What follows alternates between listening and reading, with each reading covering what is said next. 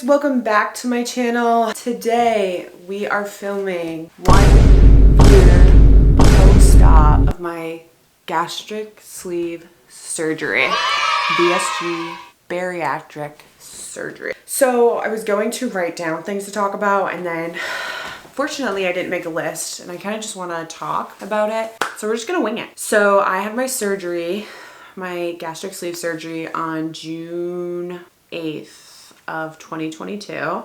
So we are now a little over 1 year post-op. It's kind of insane. My highest weight I've ever been is probably anywhere between 330 pounds to 335 pounds. And then my pre-surgery weight was 318 pounds. And my weight this morning was 240 pounds. And I'm still trying to lose, still working on it. But in a year, I'm down around 75, 80 pounds since I think my surgery weight. And then overall, I'm almost down 100 from like my highest weight, which is really insane. Today, I'm going to talk kind of about everything, like a little bit about everything. Again, I didn't make a list, so I'm trying to like figure it out in my head before talking about it. I guess I'll start with, how did I decide on this surgery? So I had been doing a lot of like diets, working out. My eating was always kind of like up and down, up and down. I had lost like 60 pounds on my own before. Who are you talking about? The camera, I'm trying to, what? You like this dress like this spot? Or is it too No, it's nice. too young for me? How is it too young? I don't know. Okay, can you go so I can finish the video? I guess I'll start with, how did I come to the decision of wanting it? So I done diets, I've done like Weight Watchers, I've done like counting my calories, I think I tried Jenny Craig for like a second, and then I tasted the food and I was like, ew, no.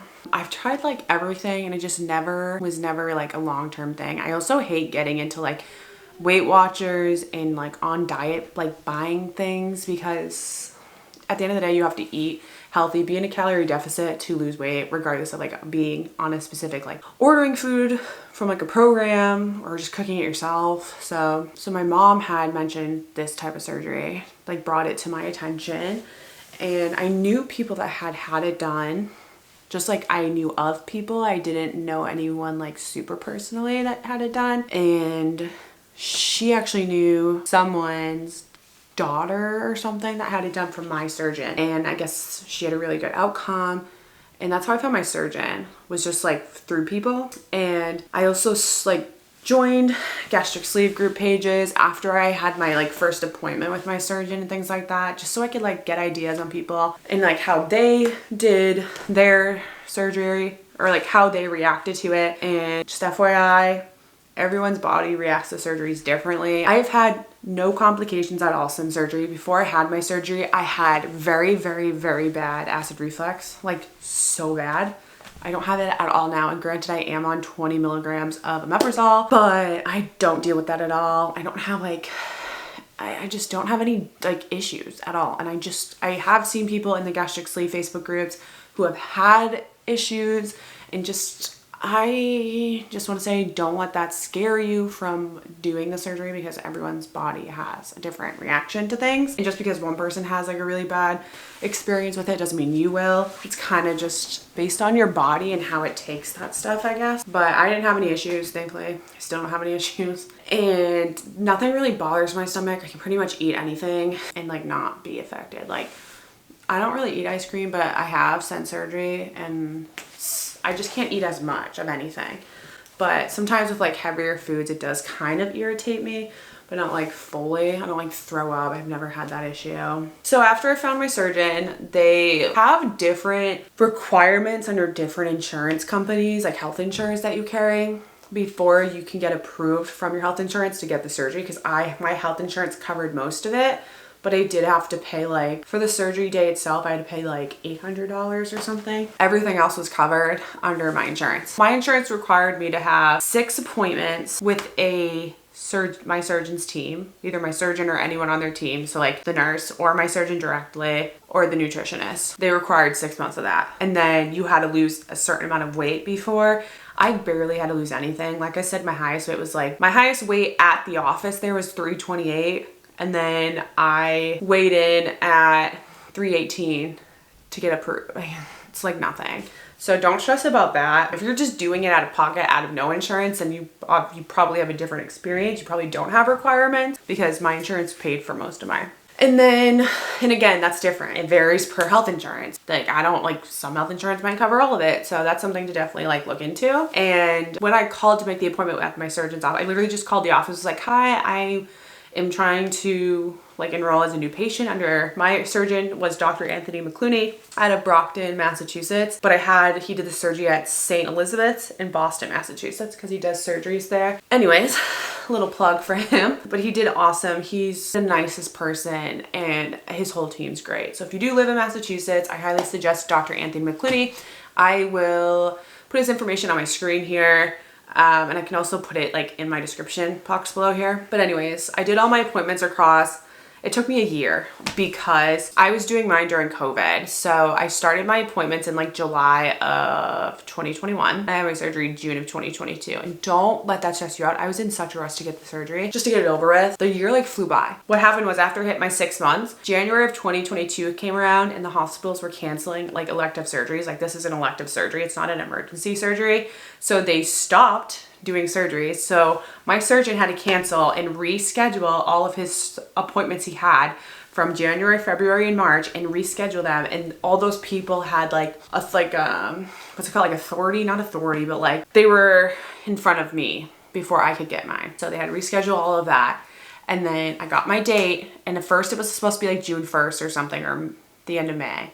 And then it got canceled because my surgeon ended up with COVID. I have a video on that on my channel. I had like a mental breakdown over it because it was like canceled a couple days before, or like the day before, yeah. But then they were able to squeeze me in like the week after. So it was just like a lot happened because of COVID and everything else. And it was frustrating that like I had to wait, whatever, but it is what it is. It's done with. Now it's way past that point. And I'm really sorry about the lighting. I'm trying to get the daylight, natural lighting, so this video might be a little dark, so I do apologize. I got my date. It was a lot of appointments. I had to meet with my nurse and my nutritionist every month. So I always met with my nutritionist once a month leading up to the surgery. And then I always met with either my nurse or the surgeon, like my actual surgeon, once a month. So it was a lot of appointment. When I did my scheduled for the surgery, I was only out of work for, so I have a desk job. I could have gone back, but I think my surgery was on a Wednesday. So I think I took that Wednesday, Thursday, Friday off. And then I took the whole entire following week off and I went back that following Monday. I probably could have, I recover pretty well from surgery. I had my gallbladder out too before. And I've also heard some stories about people's gallbladders having to come out after they had the bariatric surgery. Like they have issues and then they have to get their gallbladder out. I already had mine out. So that organ was already gone. Didn't have to deal with that afterwards. My recovery wasn't bad. I was just sore. And I wasn't even like, the only thing was the day I woke up, when I came out of anesthesia after the surgery, I woke up with really, really bad stomach cramping, and they had said that could happen and that they usually inject some type of medicine into your stomach nerve so it stops cramping up, because your stomach's like, what the hell just happened? Why did you cut me out? And my surgeon was like, it may or may not happen. I don't know, bro. I woke up from that anesthesia. I was still high on anesthesia, but I was like coming out of it. I woke up like losing it because, and don't let this sway your decision, because it happened so quickly. They resolved the issue so quickly again. That's why it's so important to get a good surgeon and a good hospital. Everything was resolved very quickly, but I woke up with really bad stomach cramps. Like my stomach felt like someone was twisting it. Again, don't let that scare you. It was very quick. It's probably like childbirth. I have never given birth. It's probably like that. Painful during it. Once it's over, you're not even thinking about it anymore.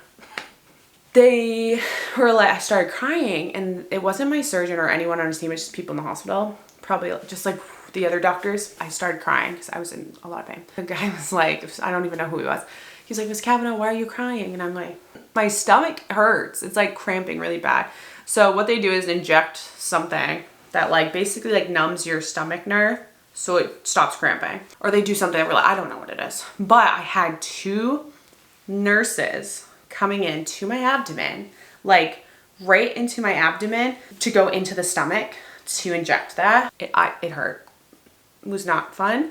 But after they did that, my pain subsided. Let's move on to at this point, my 1 year post-op, my food proportions, my food portions. I did get one person, Emily Paul, that commented on my community post. So thank you so much for commenting. I really appreciate that. I can always do a part 2 to this, obviously, if like enough people see this video and they want to comment down below other questions that you might have. I can definitely film a part 2, no problem. I am not a doctor. I'm not a medical professional. So don't just take what I'm saying as like advice based on my experience, but like not in a medical way, right? Does that make sense? I don't know. Anyways, Emily wanted to know about my loose skin and my feelings on it, if I have any. So, loose skin. I don't really have like loose skin, like frankly that bad, but I do have it in my arms. See this? It's not that bad because I still need to lose weight in my arms, but you can see it like drooping. Same thing here. I don't really have it in my stomach.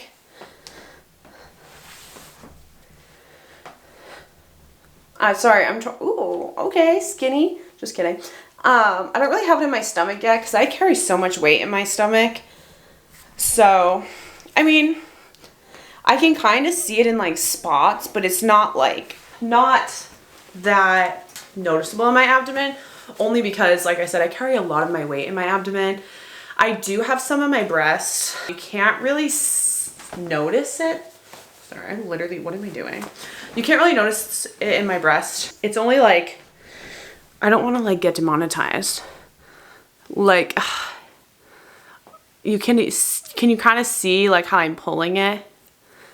I don't know. I really don't want to get demonetized by showing my cleavage on the internet. I don't have enough loose skin right now where it's like, oh my God, like it's not like bothering me. I know eventually, because I do want to get between like 150, 175. So I do have more weight to lose, which will definitely produce loose skin. Surgery, yes, I am interested in getting skin removal surgery eventually. I kind of want to hold off until I have children, especially if I do like a tummy tuck, because I don't want to get pregnant after getting a tummy tuck and then stretch my stomach back out. I know some people's bodies bounce back, so you know, I'd rather wait until like I'm done having kids, but I definitely am interested in getting skin removal surgery at some point. And for the surgery, I think I would do like a tummy tuck, depending on what my boobs look like. I don't want a boob, like I don't want implants. They scare me. I know that some people have really bad experiences with implants, and again, I know that like that's by person, but I don't think I would ever want implants. But maybe like, I don't know, just like lift my boobs and like make, I don't know. I'd have to talk to like a person that does that stuff to get an idea, but I don't think I would ever want implants on my boobs. But I definitely do a tummy tuck. I don't really have loose skin in my legs. My legs were never huge and they're toning up really well. So I don't think I'll have issue there. Maybe my inner thigh, I don't know. Sometimes though, when I'm sitting, I do notice like loose skin in my inner thigh, like up towards where my hips are, but it's not that bad. And I have jeans on right now, so I can't show you, but you can't really, you can only kind of tell.